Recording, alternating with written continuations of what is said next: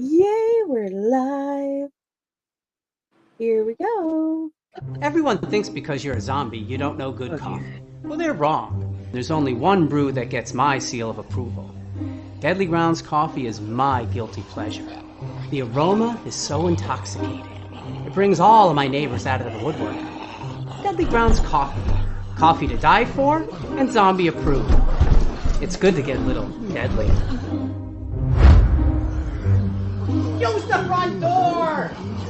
Oh, they're so disgusting.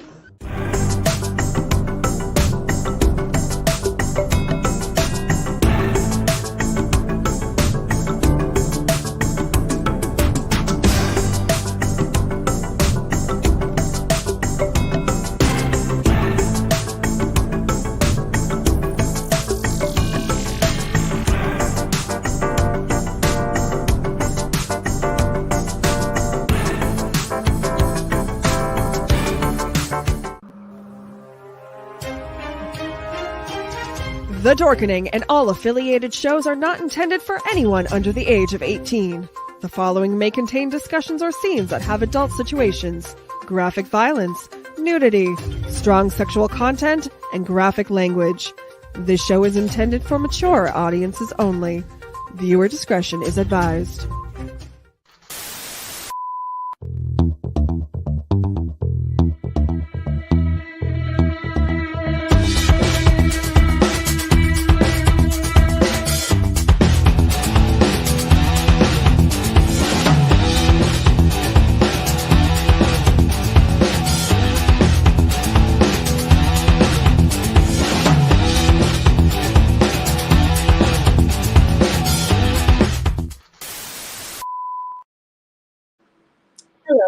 Hello, my lovelies. Welcome back to Unprinted Pages and happy Halloween.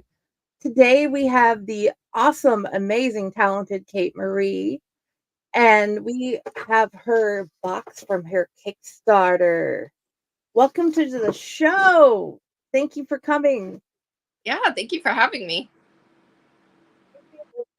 Biggest question I want to ask, and to prove I didn't cheat, I have the box cutter here and I'm opening it now, guys. How did you decide to mesh all those beautiful fairy tales to make the Nyrist? Everyone thinks because you're a zombie, you don't know good coffee. Sorry, I hit the mouse. So it was actually an accident. Well, not an accident, but it wasn't initially on purpose. The first book was supposed to be a standalone. It was just like an adventure pirate princess romance. And then it expanded and I saw the similarities from my story to Robin Hood.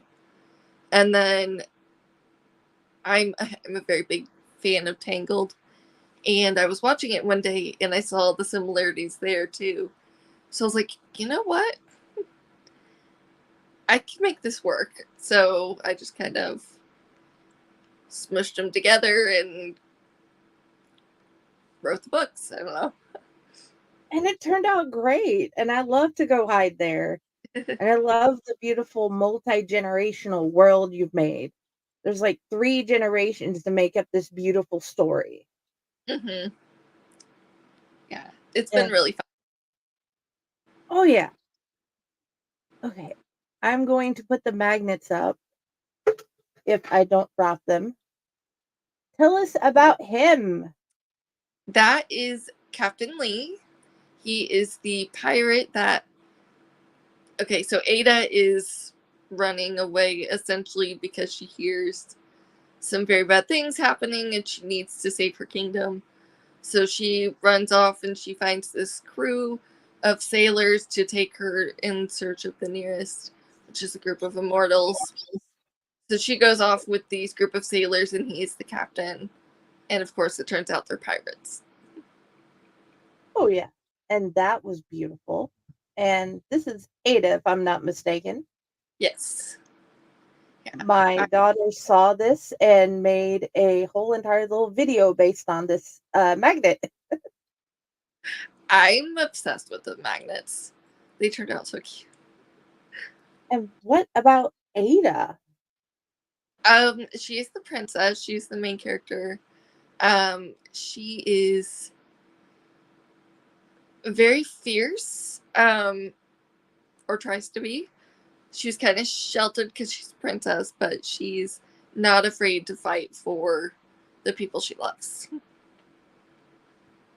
That is awesome. And then, of course, we have our favorite Prince King. Shane is his brother. He is he has a very big heart. He took over the series, basically. He was just supposed to be a tiny little side character. He's And like that. He became main character because he was just, I don't know. It's hard to describe him. I just love him. And then we have Philip. Work with me. There we go. Philip is my favorite character. He's a guard, but he grew up with Ada and Shane, and he's like their best friend. So, and I love him, and I love them as a couple. I think I'm gonna have to remove my background for this to work. And I had the perfect Halloween background. And now you just have to see my horrible closet. Oh well. But you get to see these beautiful. Yes, the art just did a wonderful job. I was just amazed. And the couple's pictures, they just make me happy. I've like from the emails I took these and I've been swapping them back and forth on my phone as background. I do the same. Right now, just the ocean sunset from Ada's, but yeah.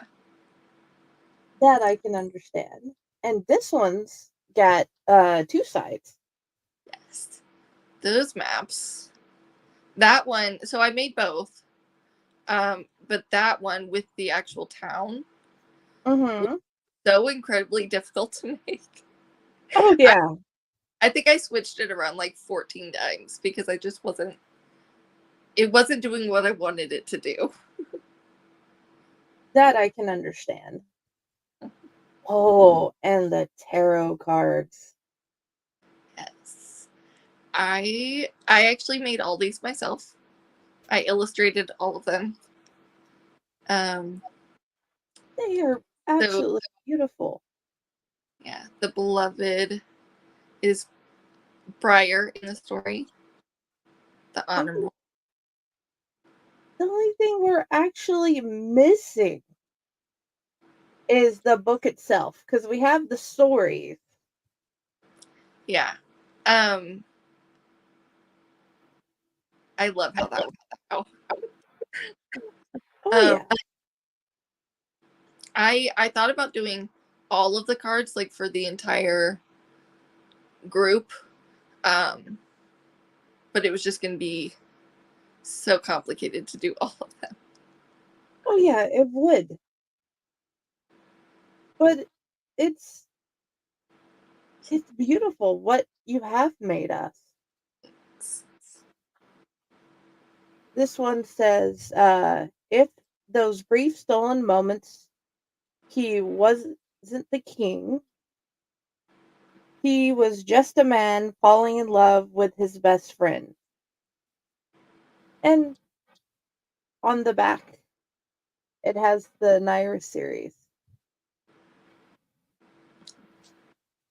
A prophecy foretold by the stars, a world of forbidden magic and a curse spanning centuries.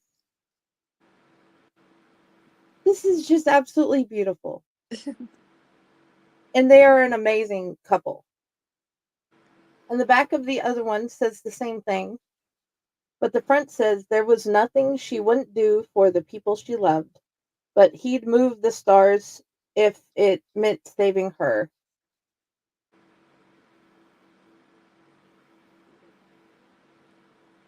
I'm so bad at picking out quotes. That's the hardest parts about being an author, I'm gonna be honest. But those two are two of my absolute favorites, and I thought they were perfect for the bookmarks. And I did get the card. I'm gonna read it afterwards. But yes.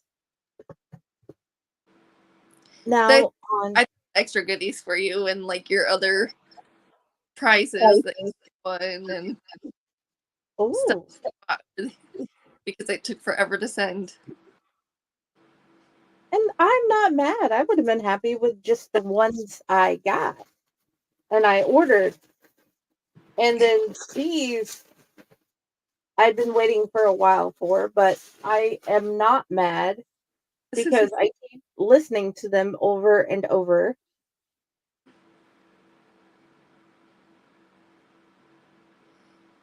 Yeah, my mom was helping me package all these up, and I was like, she gets an entire box of like all the books. And I am so grateful and I am so happy. And each of them says to Jenny.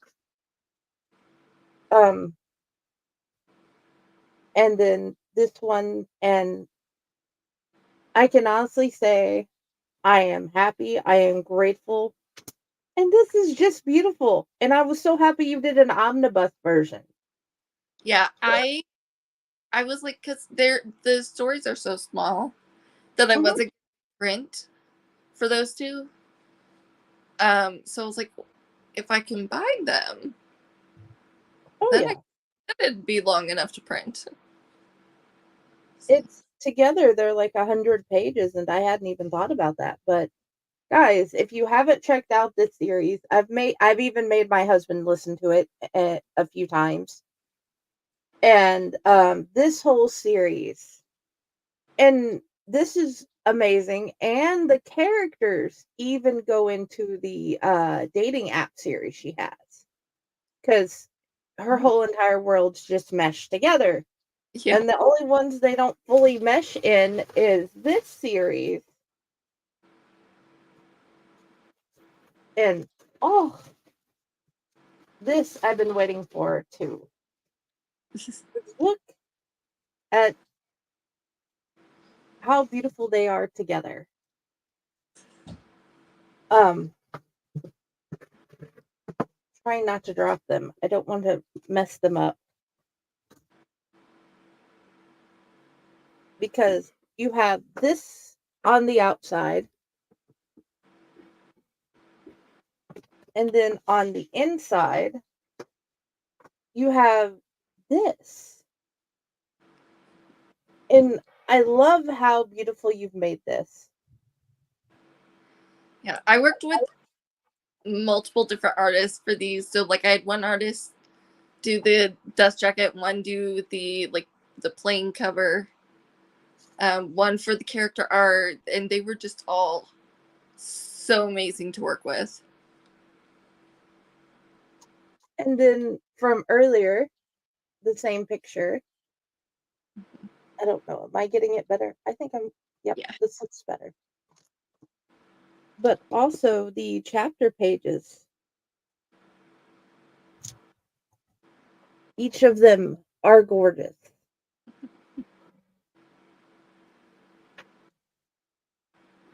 How did you um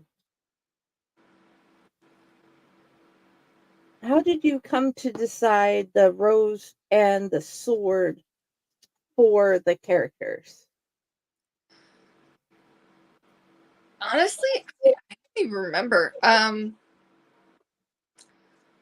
I mean, there's a lot. The symbols are very important in the story. Like the rose symbol is important in the story. Um, and it's Ada's middle name. So I used a lot of rose symbol writing and stuff. So I figured it would just be good to use that. And then, there's a lot of sword fighting and stuff. So I thought it would be fun to mix the two. And it kind of symbolizes both her and Lee. It does very well. And in the first one, she knows the fairy tale by heart, and she's decided to go look for them and get them to help save the kingdom from dear old dad who's gone off his rocker. Yeah. And her brother is fighting there with the prince she's supposed to marry, and she finds out that that's not where her heart is taking her. And hi, Marissa Allen, and I do too. And you haven't seen the hardcovers yet? They should be. Yes, sorry.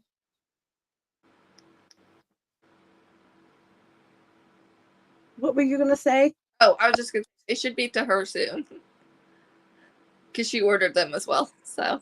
Oh, okay. I received my box yesterday, and I've been wanting to do this interview forever. So I talked to her like in the first thing. Hey, I got my box. Let's do the interview now because I'm impatient. They are worth it. And of course, I dropped my mouse again. What?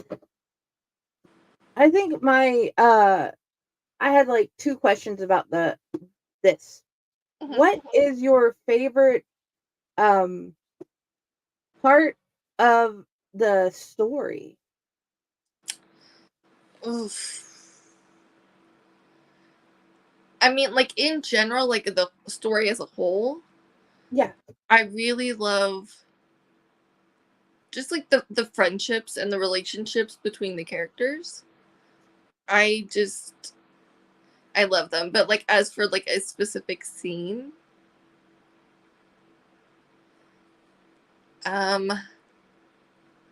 honestly, I really love in the first book when they are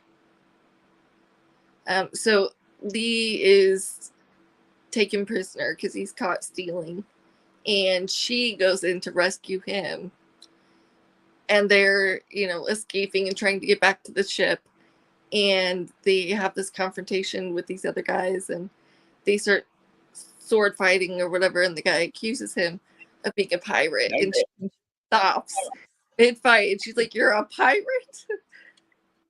And that's just like that. I feel like that scene alone encompasses everything in the series that I wanted to accomplish.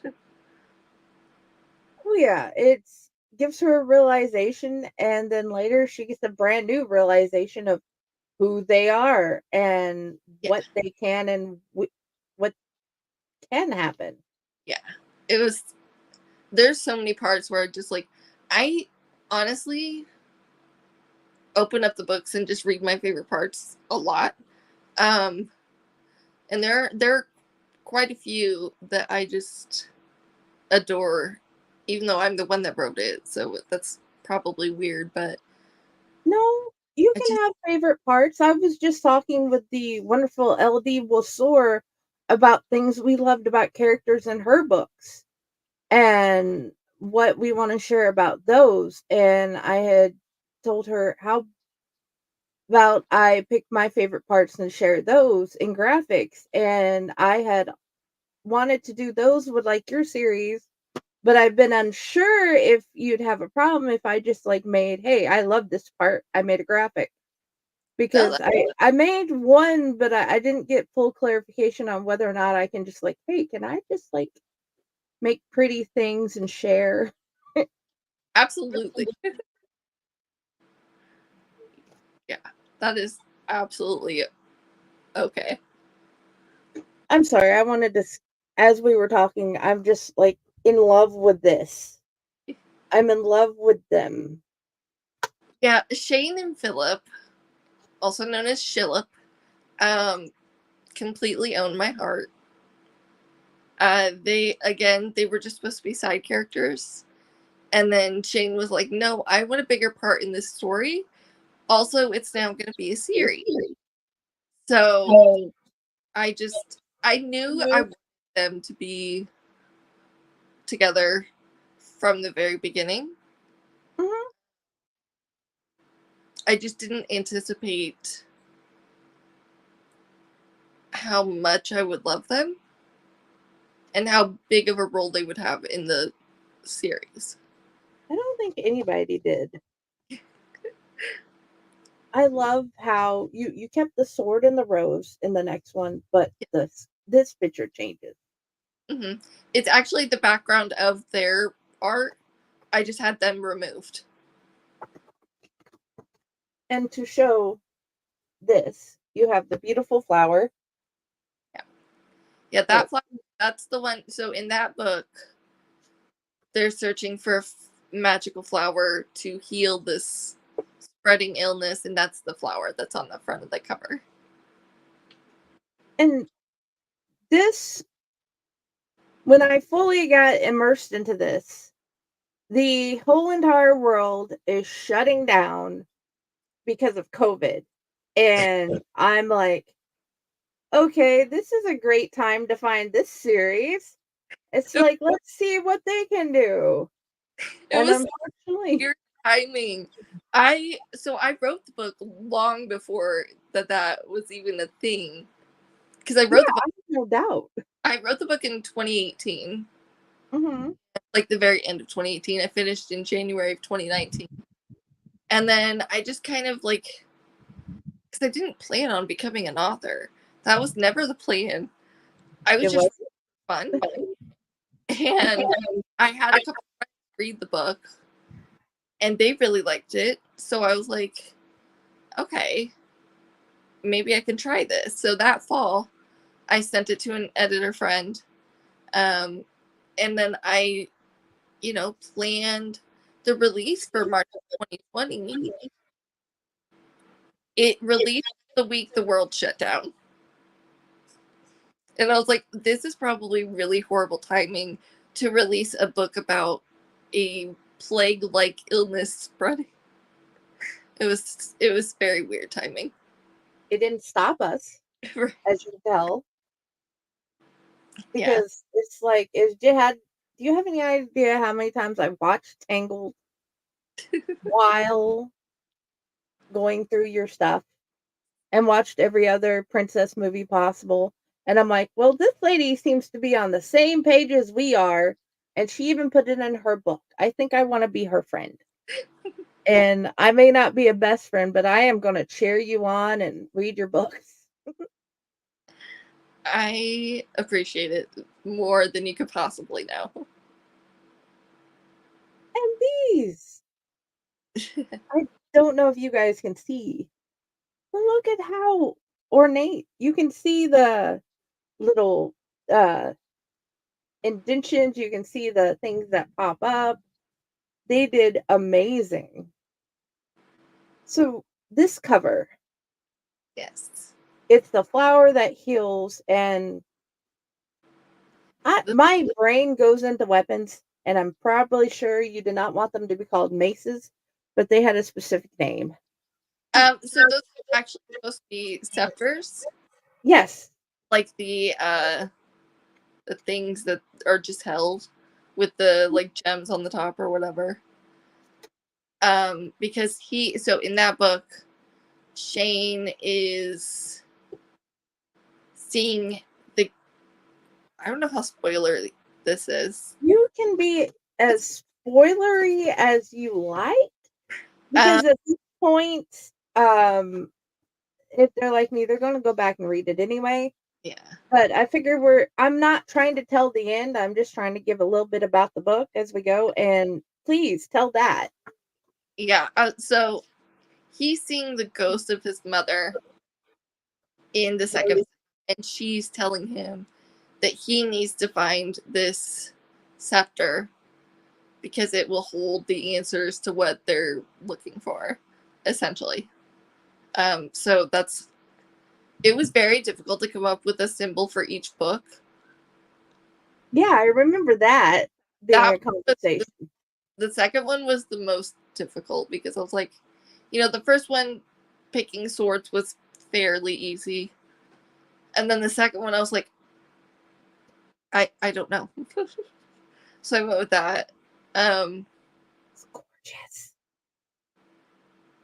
I don't remember what the third one is, honestly. Well, I know it has. Oh, swords again. Okay. Yep. They were either swords or knives, depending on the length. I think it's the dagger. So each book has like a magical, not object. So like the first book, she's looking for the group of immortals. The second book, she's looking for the magical flower. And then in the third book, they're looking for this dagger that's supposedly going to break a curse. Mm-hmm. So the third one was I was just gonna say, and this one with the dagger and my favorite color, this one visually is my favorite. As you were saying, sorry. No, I was done. And then to see the dust jacket.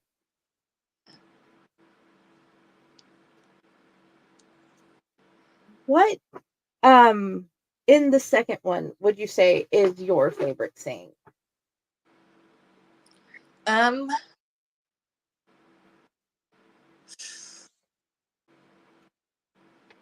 So difficult. I think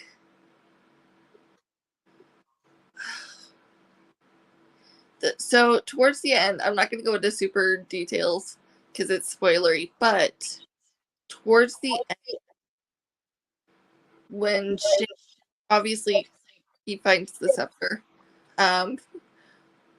when he finds it and he finds there's a scroll inside that has information, and the scene where he's reading through that and things are kind of all coming together and all of the pieces finally click and they're realizing certain things, realizing who certain people are. I think that was my favorite. And it's not very, like, there's not a lot happening right in that specific time. It's mostly they're just talking and reading. But the fact that all the pieces are coming together, I really love that. I do too. And I know it has nothing to do with these books.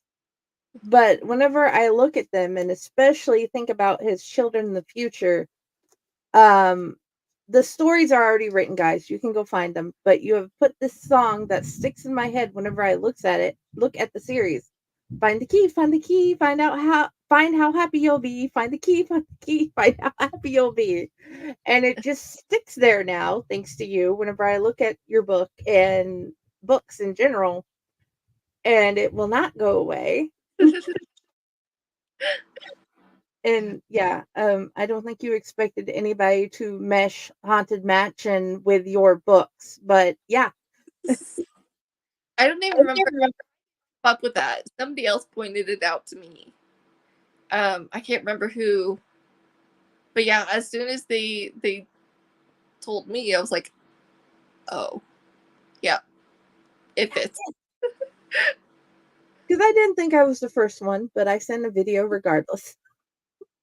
Yeah, that and somebody else pointed out the song at the end of Moana when she's facing the monster. They pointed out that fits perfectly, and so now every time I am working on this or anytime I watch Moana, I immediately connect those pieces. So that's you know what? I can see that. Oh, and before I ask the next one, I have a question from my princesses, my little girls. They wanted to know, which was your favorite princess movie? The Little Mermaid. I'm obsessed growing up. I mean, like, to the point where I still have like little decoration things in my room of the Little Mermaid. I have a blanket in my bedroom. I have a painting in my bedroom of Ariel. When I was little, everything, every birthday theme, I had the clothes, I had the toys, everything was the Little Mermaid. That is awesomeness incarnate. and I love you more because we love The Little Mermaid. You have no idea how many times we've watched those movies over and over. So my first copy was a recorded VHS, Mhm. and it's so much that it stopped working. Yeah. So for whatever birthday it was after that, I ended up getting 2 copies for the same birthday. So my parents were divorced, so I then had a copy at each house. I'm And only laughing because I've done the same with movies. yeah, so I still have the VHS. I have the DVD. I bought it on Amazon Prime so I could just stream it easily. Like it's a whole thing. It's okay. We just find reasons to love you more and more and more. I also have the soundtrack saved on my phone. So I when love you. I just play, I have random kind of mind attacks in the middle of the night, and that's my go-to. I play the Little Mermaid soundtrack. That works.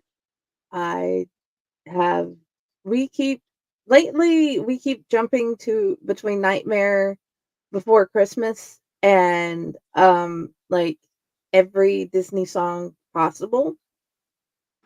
I am literally wearing Nightmare Before Christmas leggings right now.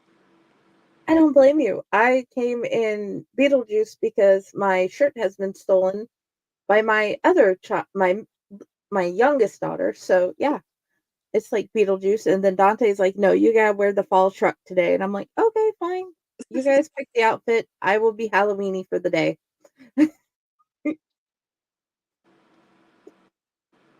This story, what scene do you want readers to remember it by? Oh my gosh. Oof. I so there's a wedding on a ship. That is probably my favorite thing in that book. And it's usually the scene that most people refer to. Um, so either that one or um, I the my end. Oh, the what? the battle at the very end. Okay, I don't know. that makes sense. Because the thought of the wedding, it's like tangled wedding. It's like you finally get it, but it's overshadowed by so many other things happening.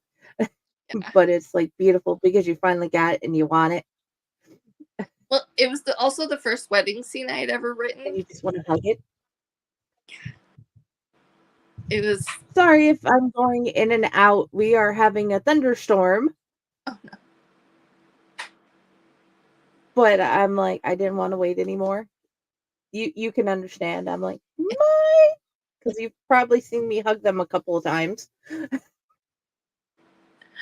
I love it. I But love. okay,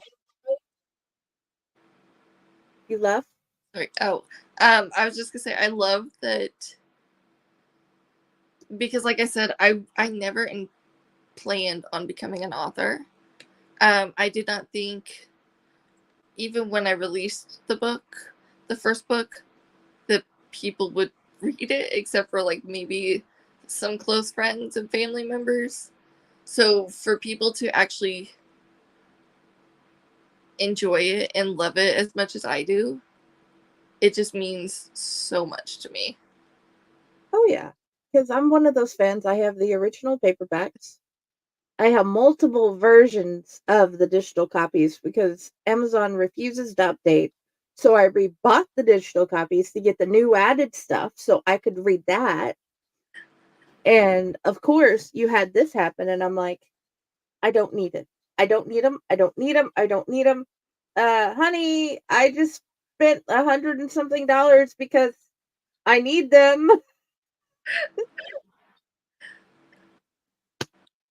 I do. I get it. I get it. Um, you have an entire series, and it goes into them having children. And I love how you made the families work. And I love how you gave us the original stories in the short story form of the omnibus of the short story. Which of all of the short stories that you have written for the series and the little scenes that you've added has been your favorite to add? Uh, okay, I have two because I can't pick. It's okay, you don't have to, because I'm like, Maybe three. Um, so my favorite bonus chapter is at the very end of the third book. mhm, Okay, I'm just gonna spoil it because it's not that big of a deal. I mean, it is a big deal, but like, I don't care if it's people okay. ahead of time. Um, they're talking about adopting the two kids. Mhm. That scene is probably my favorite bonus scene.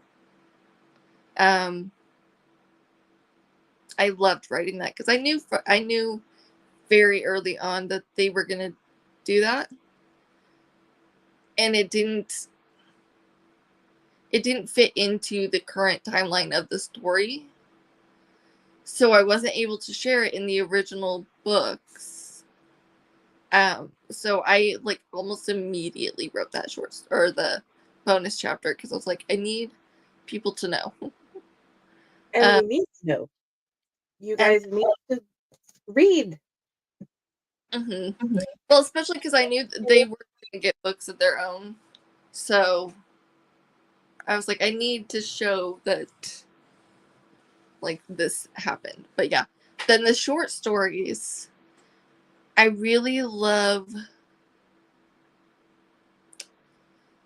I really love the one of Ada and Shane's mom Mhm.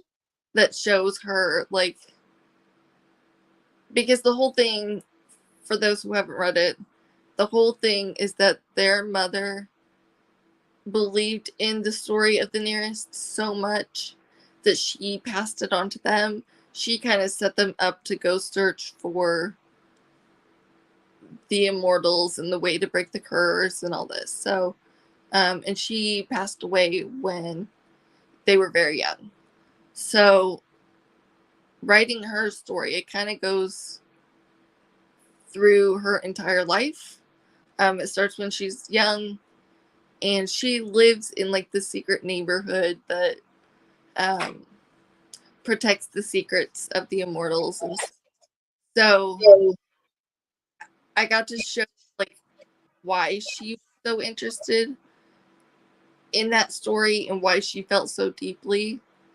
And then I got to show how she met the who the their father, who ends up being the king.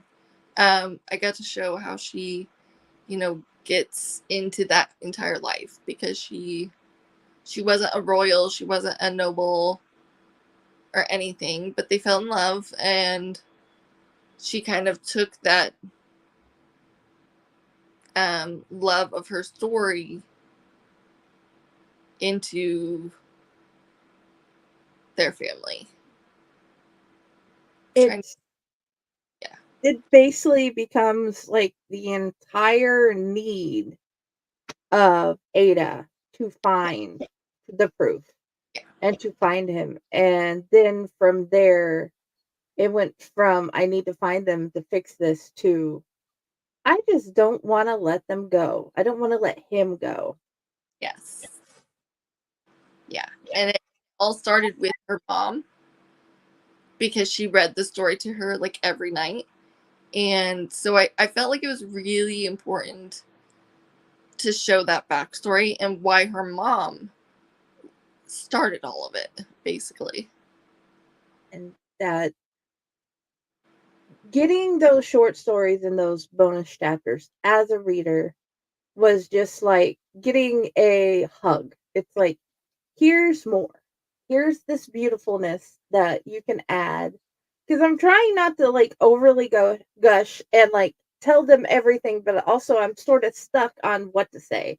But I'm also want them to understand, no, you don't have to get these. That's fine. Get the digital copies. Get the physical copies on whatever bookstore you want to go with. And just read it. Become part of the world. See how disappearing in this can help you find hope for your next day. Find a place to hide when you need to hide, and find two different love stories that can make you want to find your love story. Or if you have your love story, to want to make it continue, make it last, and make it bloom like theirs has. I don't know. Does that sound bad? No. Okay, cool. Um, since I promised you only an hour, I wanted to like put a tiny bit of time on these two series. And since I didn't think about finding them because I have them like stuffed in a backpack, I have them stuffed in a bag because I'd like to read them. Let's the Benu, how what is the proper pronoun? Pardon the rain is Venue. Venue. Okay, Ben You Firebird series. You have this group of friends who find their true love and their soulmate in their world. What is it that you want readers to know about this series? Um, so first of all, it was supposed to be a college romance spin-off of like The Last Summer. Mhm. But then, the books, 2 out of 3 of the main books take place over the summer, not even in the school year. So it's still set on the college campus, but it's not your typical college romance. The first one it's the main girl falls in love with a baseball player, who's her brother's best friend. So that one fits the college themes. The second one, though, is a very famous actor filming on the campus over the summer. And then the third one is a rock star. So they're not really, I don't know. I call them college, but they're not super college themed. They happen at the college, but Yeah. they are not a college theme romance story. Yes. And that is beautiful. And the tornado scene was not fun. I did not enjoy that at all. I have been through a tornado and I felt her fear.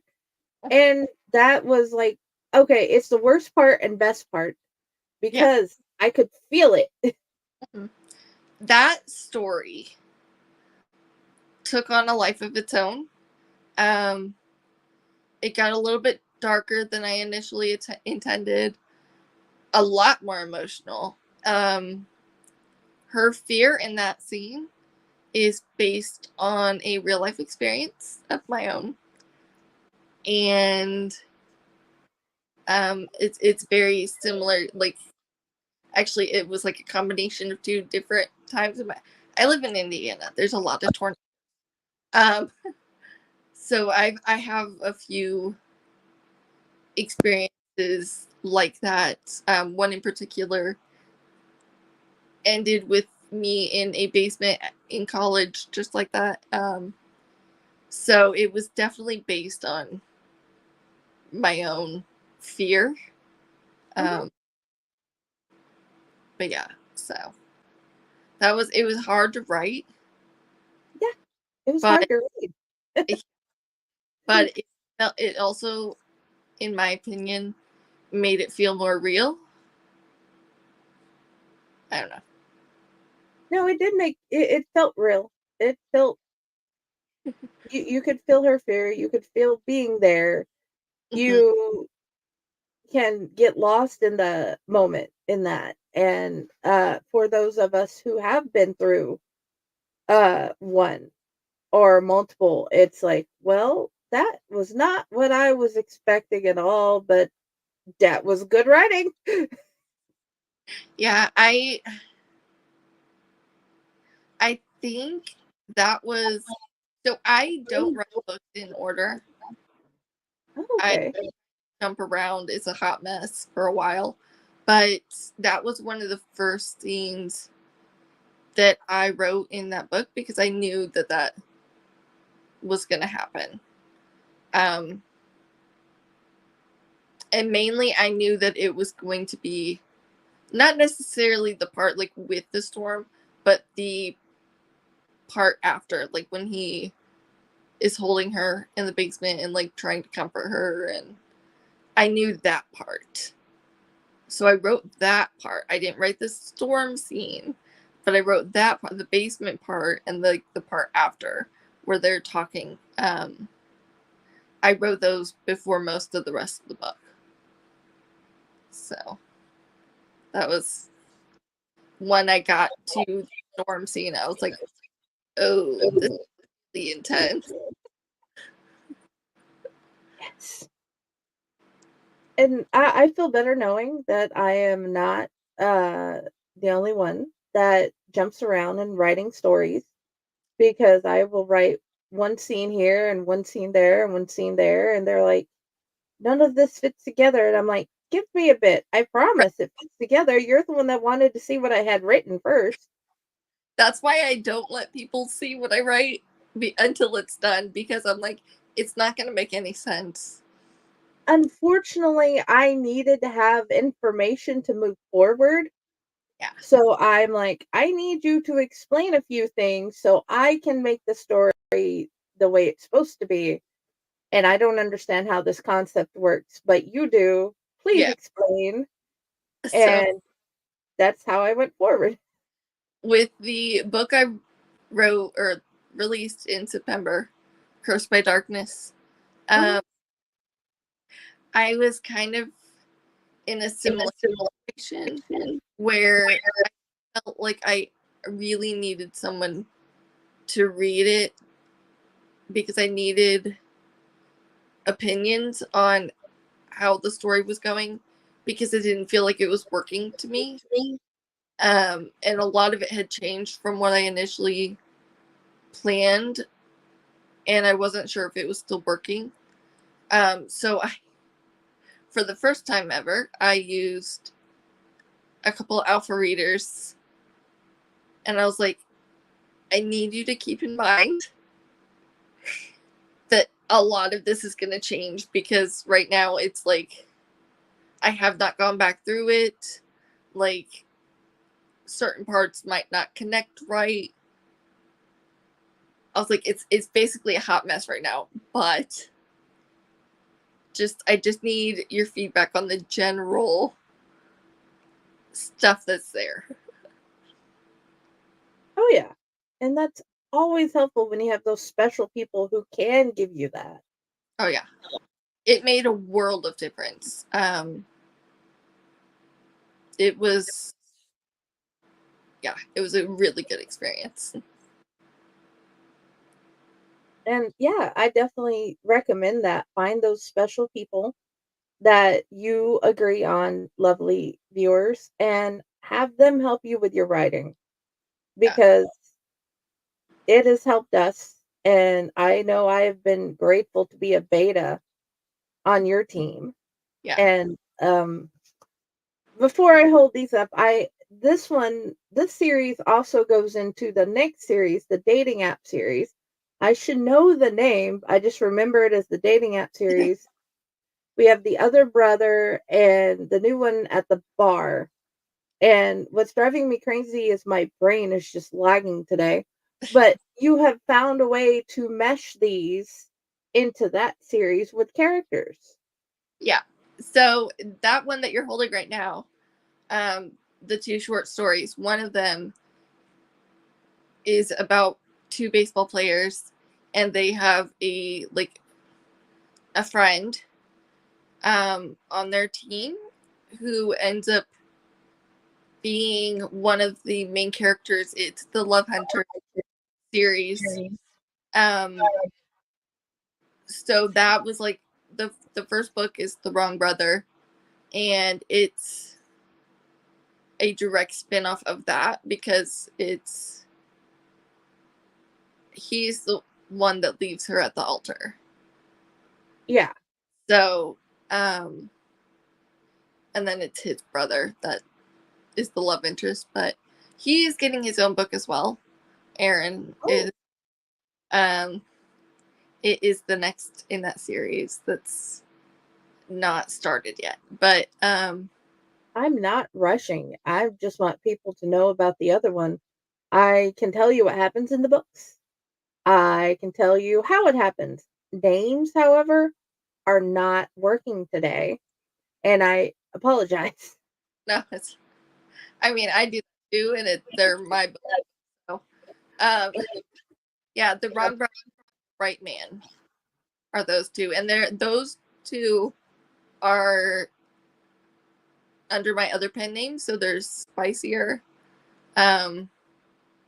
all the ones under Cait Marie. So all of the Nyrist books, the Bennu books, the Last Summer books, those are all Fade to Black.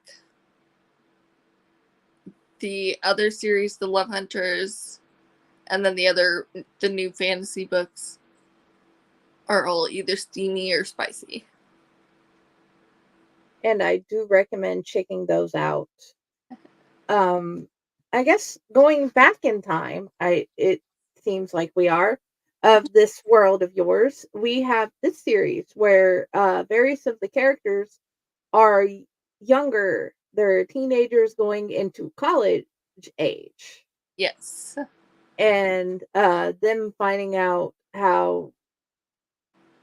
who they are, the ones they love, and finding a way to get through it. And I think the part that hurt most was seeing the brain thing happen in another person, because that's how I lost my dad, but they were able to help her live. Yeah. And I this part won't hurt others as much unless they either have or have family members that have brain cancer or brain issues like this. And there are many ways. What do you want us to know about this beautiful series? One is I don't even know how to describe it. It is more YA, and it's very much focused on. I mean, the romance is obviously a big part of it, but in my opinion, or at least what I was trying to go for, the two main girls are really trying to find their place in the world and trying to go for their dreams, and also seeing that those dreams can change, those dreams can be harder to than you think, or I don't know, there's different obstacles to overcome. So it's I try to balance real life heartbreak with romance. And I love how you made the guys have to realize of whether or not it is worth it. And then the one with I guess the one that means most to me, the one that I love most. And I'm sorry again, I have lost the names, but I know the characters. She had went through the surgery and she lived and she did not remember. And he's like, "No, I'm not stopping. I'm not going anywhere. You are going to remember me and we are going to have our life together. And we can and will do this." Yeah. And the fact that he had fell so hard and wasn't about to let her go, I had loved that. Yeah. One of my favorite lines in that book is when she tells him, like right before the surgery, and I don't remember it word for word because it's been years, but she basically tells him to come back to her, if she forgets, make her fall in love again. And it was worth it, and it's beautiful. And I think one of my favorite parts was how they found a way and how they kept going and kept trying, no matter how hard it was. Yeah, the book started off as like, I mean, I knew that was going to happen. Like, I knew why she was doing the bucket list and everything. But the book initially started off so fluffy and fun and happy. And I was like, this is going to feel like a complete 180 Mhm. towards the end. So I was trying to figure out how to like slowly ease into that so that it wasn't super abrupt. That was interesting. You did a beautiful job. I can honestly say, even the ones I don't have here, I have loved being in your world. My family has heard me just like stop and be like, "What is your problem? It's right in front of your face. Why can't you get it?" Yes, you will stop and you will want to scream, or you will scream at the character sometimes, because I think that's become one of my favorite things, finding out where I'm going to scream at a character in Cait's or C.M. Haines' books, because I know I will. I know I may have to stop and come back and be like, okay, let's figure this out. How do they get through this? One of my friends said that during, I think it was the Lost Alliance, maybe Mhm. either the Lost Prince or the Lost Alliance. At one point, she was so upset or mad at the characters or something. I don't remember which part it was. She was like, "I threw your book across the room." She's like, "I'm so sorry, but I I threw it." She was like, "It was in trouble."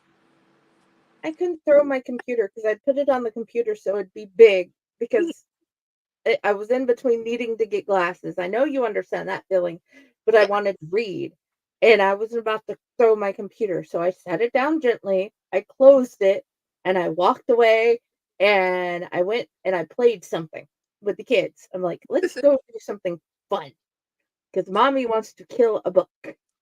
Yeah.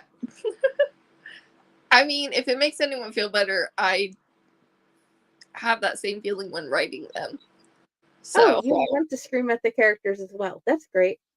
yeah, they're frustrating at times, especially when they don't follow my very carefully thought out outlines, and they decide to do what they want.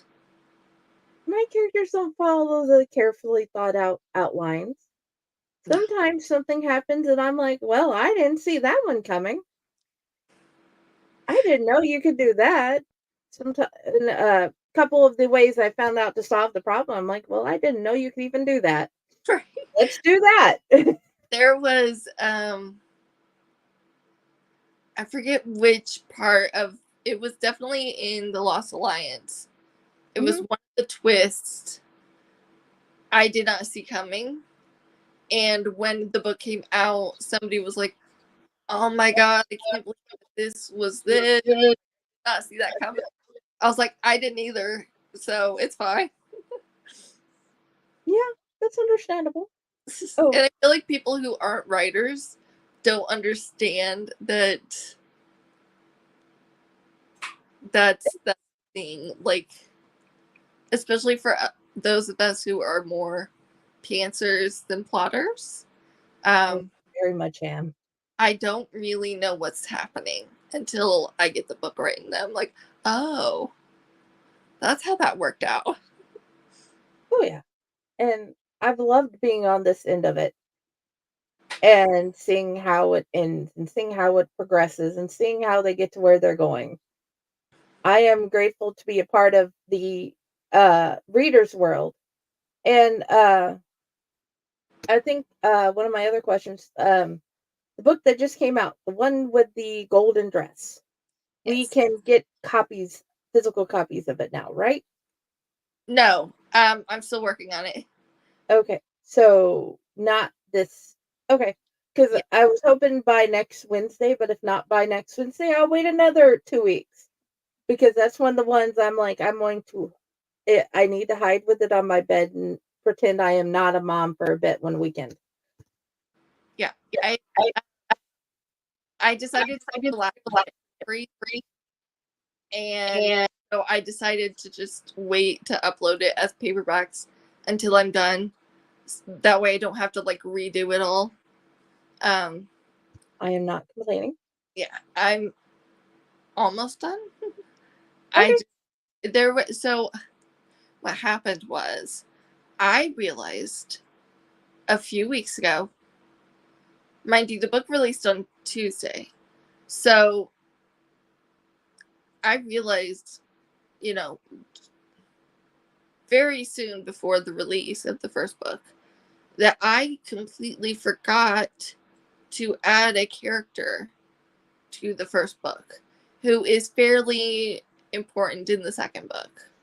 Um, like he's a close friend to the character, and he was mentioned once in the first book, like just very briefly. But then I realized because I'm writing book 2 right now, and I was writing it, and I realized it doesn't make sense that he wasn't around at all in the first book. Like, like he at least needs to be present at some point. Or at multiple points. Yeah. So I went through and I like just kind of sprinkled him in throughout.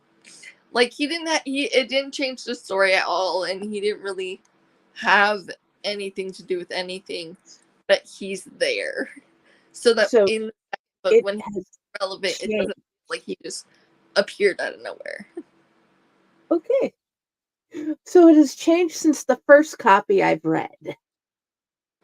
Yes. It's probably changed quite a bit since that one. Okay. I can't remember. Did you read the arc too or just the beta? I had okay, let me put it this way. I had the ones it seems like months ago when you first sent them out. And I read it then when you first sent it out. And I made my thing off of that. Okay, I don't think it's a lot since that, Okay. except for this new character. Um, I haven't really changed anything major. Like literally, when I say I added him in, I mean he's just kind of standing off to the side.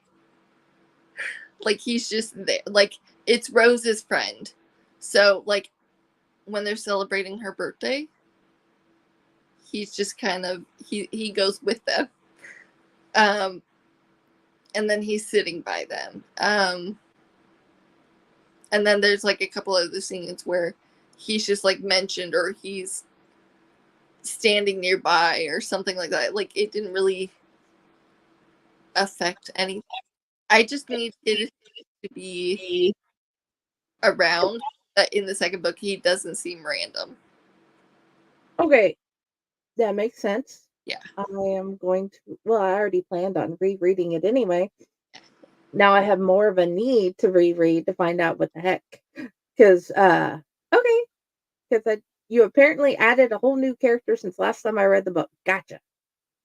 Yeah. There's a reason why I just reread the books after they come out. Oh yeah. Because like, well, she does things. I do. I almost always add a lot more right before it publishes. And then dude, you added like entire new chapters since the first time I got the book. Yeah, the Lost Legend. So, like I said, I wrote it originally at the end of 2018. I had it edited in 2019. I published it I did not have it proofread. I did not have it go through other people other than the one editor. And after she edited it, I went through and added a ton more. And then nobody went through it again after me. So in the original copy, there were errors. There were little things that didn't quite make sense, or little things that didn't, I don't know. So last year, the year before, I decided to just re-edit the first 3 books completely, before the Kickstarter and before the omnibus, because I just wanted it to be as clean as possible. But also, my writing style has changed over the years, and I wasn't super happy with the book. I mean, I love it. Don't get me wrong. I absolutely love the first book, but it felt very surface level. There wasn't like a lot of description. There wasn't a lot of internal conflict or internal thoughts or anything like that. So when I re-edited it, that one got the most work, and I think I added like 5,000 words. Mm-hmm. So, but yeah, I just kind of fleshed things out, and then I added a couple chapters, just to kind of flesh out the story a little bit more. Yeah, the other 2 didn't get quite as much. The second one got like, I don't know, like 1,000 words added. But yeah, I have a really bad habit of adding. Understandable. And I am not complaining. When I was editing Missing Legacy, the very last book, in the last round of edits right before it published, I added 25,000 words. Oops. Oh, more reason to reread after you get the arcs and the beta. Definitely after.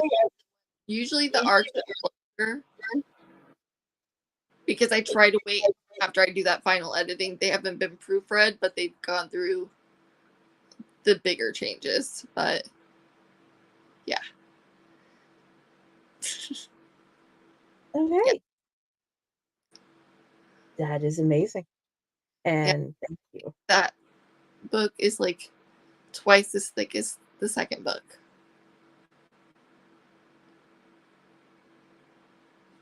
It is definitely beautiful and lush, and like Melanie Ron's tale, it is one of those where you are happy you get to go through multiple generations of how this world is, and see so many background things, see so many characters that bring the world to life, and that give more meaning to, well, they're over there sick and they're dying. Well, now you can see how and what's happening and what they are doing about it and what you need to do about it as a ruler. And I'm really excited for coming. There are, as of right now, 3 series spin-offs planned. One that takes place after. So it's like 3 years after the last book. And it is about the twin boys who go over to a different kingdom. And then the other 2 series take place hundreds of years earlier. So one is about Loxley's younger sister. And then the other one is a duology that I started way before this series. I wrote like half of the first book and then got distracted and wrote something else. But I realized while writing The Nyrist that the worlds seemed a little similar. And I thought, what if I connected it all together? So by the end, the 4 series will have a big connection from the beginning to the end that I hope people see, because it's not obvious at first. It will not be obvious unless you read all 4 of them. And it has to do with the prophecy that is in The Nyrist. Okay. Yeah. That I am excited and I can't wait. And part of me is I'm not rushing. The other part of me is give it to me now. Yeah, I'm very excited. One of them, the sisters' duology is a Robin Hood retelling, and then the twins series is King Arthur. So, Ooh, and I love King Arthur. I have the covers. They are gorgeous. They might be the prettiest covers I've ever had. Okay. I have the covers for the other duology that takes place first. I have those covers. They're also very pretty. It's a very different style though. So that's interesting. They don't really match. So they don't look like they connect. That might be a problem I just thought of. They don't exactly have to, but they sound gorgeous. And the other part of me is they're more gorgeous than this. That would be interesting to see. I don't. Well, they're close. I don't know. I will send you a picture. Okay. That will be awesome. And I just found out with Lee that my magnets will fit will stick to the arm of my mic Oh wow. so I can keep them with my mic. Oh. That is awesome. I need to find something because I don't have anything like metal in my room. I'm in a closet. And I need something to put them on as well. So I just found a good place for them. Yay! Now they can stay with me while I podcast. Thank you. And since I promised you and the kids I'd only do this for like an hour, I want to first thank you for being here and being part of the show. I want to thank you for writing and sending these amazing things, all the signed books, even the ones I've received before, because they all make me happy. Cait's entire all her universes make me happy. And what do you have closing thoughts of what you want people to do or find, and where would you like people to find you?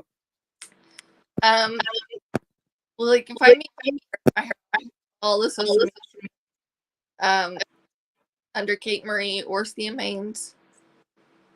My 2 new books are Cursed by Darkness and A Crimson Fate. They are the steamier, spicier ones, but they're both fairy tale retellings as well.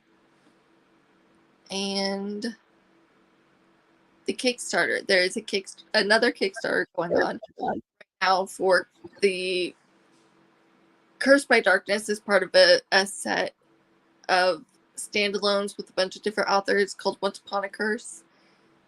So we have a Kickstarter going on for special editions of those books, and they're gorgeous. I don't know if Very beautiful. it's backwards. I don't know if you can see the purple book back here, but the hardbacks are gonna have like the sprayed edges or something edges. I have it backwards. That's why it's not working. Let's bring you up. Yeah, it's back behind her ear. It is gorgeous. To say I can get it's heavy, but yeah. Ooh. So the hardbacks are gonna have the pretty edges and like the gold foil, and there's character art and all kinds of stuff. So they're very pretty. They're absolutely gorgeous. I'm going to have to settle for paperbacks because I am broke, but they're so worth it. If you can get the Kickstarter, please get the Kickstarter. They're beautiful. There are great stories by a bunch of great authors.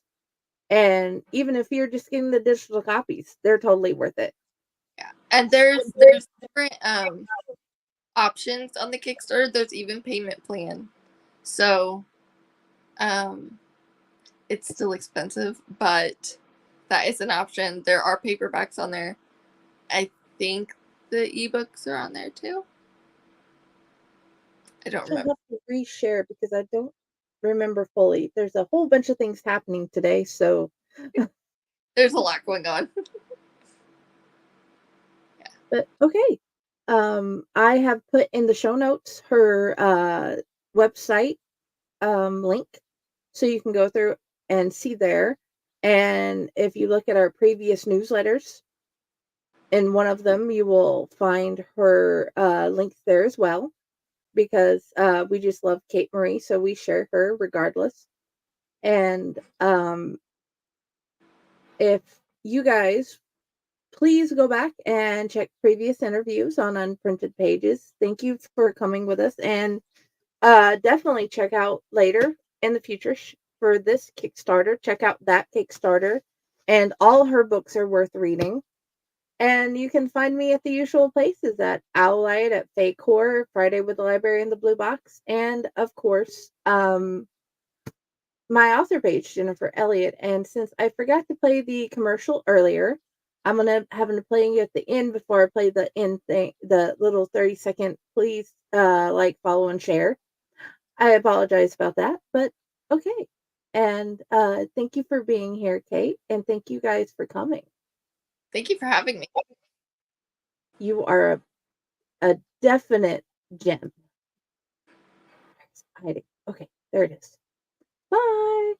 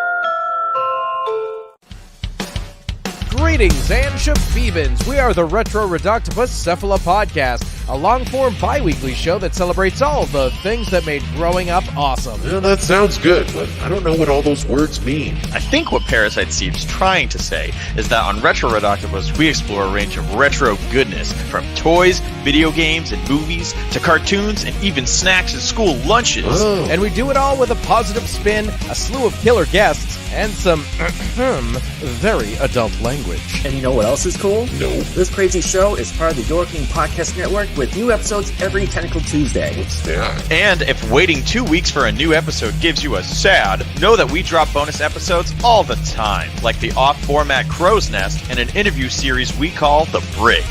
You can listen to Retro Redoctopus on Apple Podcasts, Spotify, Stitcher, or any app that's cool enough to carry the only show that celebrates all the things that make growing up awesome.